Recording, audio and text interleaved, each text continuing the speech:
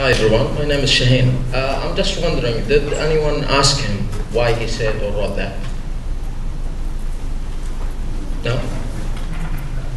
Did you? I'm really interested to hear the answer. I mean, I found it really curious that during this lecture, it was wholly silent. You didn't really hear any student response. And you said that you were in the course. Were there students who had challenged him in class? And I mean, this is one of the problems here is that the student-teacher relationship is such that, you know, we look up to our instructors. We believe that they are qualified, and when they instruct us, we would hope that what they're telling us is the truth, and we often give them a certain degree of veracity because of their professional position. So, did students challenge him in class? Yes, for sure. And on the first day of class, or the first anytime in class, he'll come out and say that he doesn't want you to agree with him all the time. Can you speak louder, please? Yeah, give her the mic. He'll tell you straight out in the class that he wants students to disagree with him. He is here to build students to have an educated view on things. He wants people to hear what they might feel in the real world. Right? He's not here to shelter them, and that's what he says. He says that he will say things that you won't agree with, but he wants people to debate. He wants people to come back to him. Like she mentioned, if he sees that you're right, and he does see that students are right, he'll apologize and he will. And do we agree, though, that there are issues that are legitimate debates, and then there are issues that are not legitimate? Simultaneously, there are issues that are appropriate to debate in a classroom setting, and there are those issues that are not appropriate?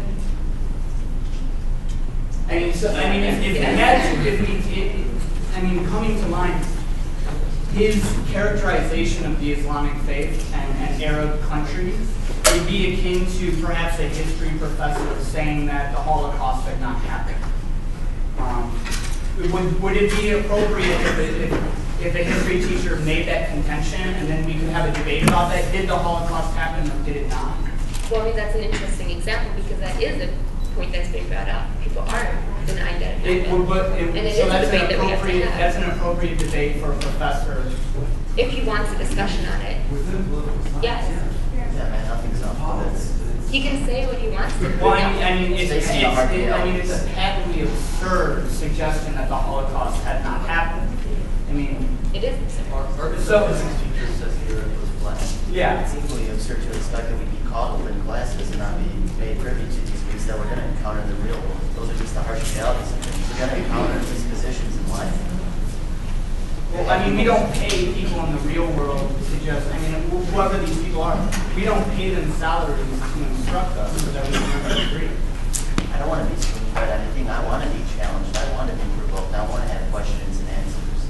All right, we're going to go to our next question. You've had your hand up forever. Can you scream or do you need the mic? Do you want the mic?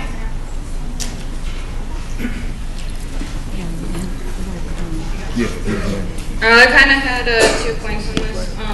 Quality. Let's say I'm a math teacher and I say to you, 2 + 2 = 5. And then I go home. And then it's your point to go home, prove to me that 2 + 2 = 4, not 5, and then come back to me. What kind of teacher am I to you? That principle can be applied to any kind of class. You shouldn't have to go home and question every single thing that you're taught by your professor. That is their job to provide you with the correct information from the get-go. And then on top of that, there's a comfort level between a student and a professor. Let's say I'm a Muslim girl, and I listen to all this that he said during one of those classes.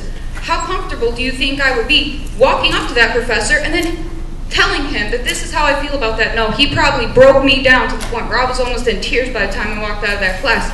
And I can imagine most of these students who were in their class probably did feel torn down and did feel like they are not comfortable to go up to this professor and tell him, hey, this is how I feel about what you said about me and my people. So, no, I don't believe that that is acceptable for him as a teacher to make his students feel like they can't even come to him and talk to him about these things.